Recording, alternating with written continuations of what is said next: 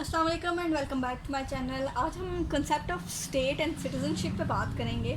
जैसा कि मैंने पिछले लेक्चर्स में जितना भी आपको पढ़ाया है उसके लिंक्स या तो आपको वीडियो के नीचे मिल जाएंगे या तो आप मेरे चैनल को सब्सक्राइब कीजिए और जाके प्लेलिस्ट में ह्यूमन राइट्स एंड सिटीजनशिप में आपको ये सब लेक्चर्स मिल जाएंगे, जिसमें हमने ह्यूमन राइट्स की बात की, इसकी हिस्ट्री को ट्रेस किया, UDHR की बात की, मार्टिन लूथर की बात की और 3 जनरेशन्स की बात की और इनको इंटरलिंक भी किया हमने। इसके सारे लेक्चर्स, तमाम लेक्चर्स आपको मेरे चैनल पर मिल जाएंगे। Do subscribe my channel. और चलते हैं हम आज अपने लेक्चर की तरफ, the concept of state and citizenship. अच्छा, जैसा कि अगर हम बात करना शुरू करते हैं तो कुछ क्लब्स, इस्लामाबाद क्लब की अगर हम बात कर लें तो इस्लामाबाद क्लब में आपको एक ID कार्ड बनवाया, मेंबरशिप या कार्ड, उसको ID कह सकते हैं, वो बनाया जाता है या आपको किसी यूनिवर्सिटी में एंटर करने के लिए आपका एक ID कार्ड दिया जाता है। तो उसके लिए एक स्पेशल रिक्वायरमेंट है कि आप उस क्लब में या उस यूनिवर्सिटी में एंटर हो सकते हैं उसके साथ। ये काम हमारे पास शुरू हुआ था ब्रिटिशर के टाइम से। ऐसा ही है कि अगर एक स्टेट का आपके पास CNIC है तो आप स्टेट में आ जा सकते हैं, या आपके पास पासपोर्ट है अगर आप फॉरेनर हैं तो आप आ जा सकते हैं। तो अर्नस्ट गार्नर की बात करें, एक स्कॉलर था, इसने कहा कि community of people occupying A definite form of territory free of external control and possessing an organized government to which people show habitual obedience। इन्होंने कहा कि टेरिटरी का बाहर वालों से और बाहर वालों का टेरिटरी से कोई लेना देना नहीं है। अब अरिस्टोटल क्या कहते हैं? अरिस्टोटल ने तो इंसान को एक सोशल एनिमल का नाम दे दिया। इसने कहा कि man is a political social animal.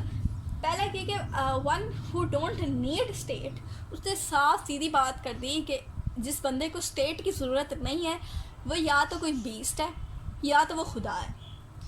Man need a group और कम्युनिटी एंड और state where a man can fulfil he needs. ये सीधी साफ सी बात है। इंसान आइसोलेशन में रह ही नहीं सकता, उसकी नीड्स ही पूरी नहीं होती। उसके रहने के लिए, उसको अपनी नीड्स पूरी करने के लिए या तो स्टेट की या कम्युनिटी की या एक ग्रुप की ज़रूरत होती है। एलिमेंट्स ऑफ स्टेट, फिजिकल और पॉलिटिकल। फिजिकल में हमारे पास पॉपुलेशन और टेरिटरी एंड बाउंड्रीज आ जाता है। पॉलिटिकल में हमारे पास गवर्नमेंट और सॉवरेनिटी आ जाता है। सिटीजनशिप की अगर हम बात करें तो ये मेंबरशिप ऑफ पॉलिटिकल कम्युनिटी है। Relationship between individuals and a state. Citizens have rights, duties and responsibilities. अब रिस्पॉन्सिबिलिटीज़ में क्या है? अलायंस है, टैक्सेशन है और मिलिट्री सर्विस है। इसकी 2 अप्रोचेज हैं, लिबरल और रिपब्लिकन। लिबरल में हमारे पास aim to acquire citizenship, right to citizenship, objective of liberal, freedom of liberty. जबकि रिपब्लिकन में aim to participate in political community, to perform specific duties in practice of ruling, to make laws and policies.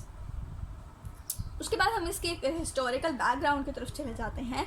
तो first जो है वो city state of ancient Greek है, जो कि applied to property honours को सिर्फ दिया गया, ना वमेंस को दिया गया, ना स्लेव्स को दिया गया, ना पुअर मेंबर्स को दिया गया। ग्रीक सिटीजन जो थे entitle to vote, liable to taxation और मिलिट्री सर्विस। रोमन्स की अगर हम बात करें, use citizenship to distinguish residents of city of Rome from people whose territories Rome had conquered. Until 212 citizenship was extended to all free inhabitants of empire। पर उसके बाद जो है वो कुछ रिस्ट्रिक्शंस लगा दी गई थी। Okay, faces of citizenship disappeared in Europe. Middle edges में जो था सिटीजनशिप का तो नामो निशान मिट गया था। फिर लेट मिडल एजेस और जब रेनाइसेंस का दौर आया, रीबर्थ का दौर आया, तो इटली और जर्मनी ने जो था guarantee for immunity for merchants and privileged person, Italy और जर्मनी ने गारंटी दी थी। मॉडर्न कंसेप्ट ऑफ सिटीजनशिप जो कि आज 18th सेंचुरी में है, वो आया था अमेरिकन और फ्रेंच रेवोल्यूशन के दौरान। इनएलिजिबल सिटीजन्स, अब ये कौन से सिटीजन्स हैं? According to Aristotle, all the residents of states are not its citizen. Aristotle ने कहा कि सब रहने वाले स्टेट के वो इसके सिटीजन्स नहीं होते। Residents exclude from the political community और स्टेट्स। उसमें हमारे पास इन्होंने जो एक्सक्लूड कर दिया वो स्लेव्स भी थे, चिल्ड्रन भी थे, वुमेन भी थी, ओल्ड पीपल भी थे और फॉरेनर्स भी थे। अब इन्होंने स्लेव्स और इन सबको क्यों इसमें से एक्सक्लूड कर दिया? इसकी वजूहत ये थी कि स्लेव्स जो थे वो वैसे ही निचले तबके के समझे जाते थे। बच्चे इसलिए थे क्योंकि children were considered insane. Obviously जब 18 नेगेटिव में जो भी बच्चे आते हैं वो ऑब्वियसली अपना एक वो नहीं ले सकते, डिसीजंस नहीं ले सकते। वुमेन इसलिए कंसिडर की गई क्योंकि वो तो घर में ही रहती थी, उन्हें बाहर का तो कुछ पता ही नहीं था। ओल्ड पीपल इसलिए कंसिडर किए गए क्योंकि वो पॉलिटिकल या फिर उन चीज़ों में हिस्सा नहीं ले सकते थे। और फॉरनर्स पे तो वैसे ही ट्रस्ट नहीं करते थे। और दूसरा ये कि उन्होंने आना था और चले जाना था। और जो एलिजिबल सिटीजन थे वो नेटिव्स थे, अडल्ट थे, बिलोंग जो करते थे प्रॉपर्टी क्लास से, या जो कि स्टेट अफेयर्स में पार्टिसिपेट करते थे, वो एलिजिबल थे।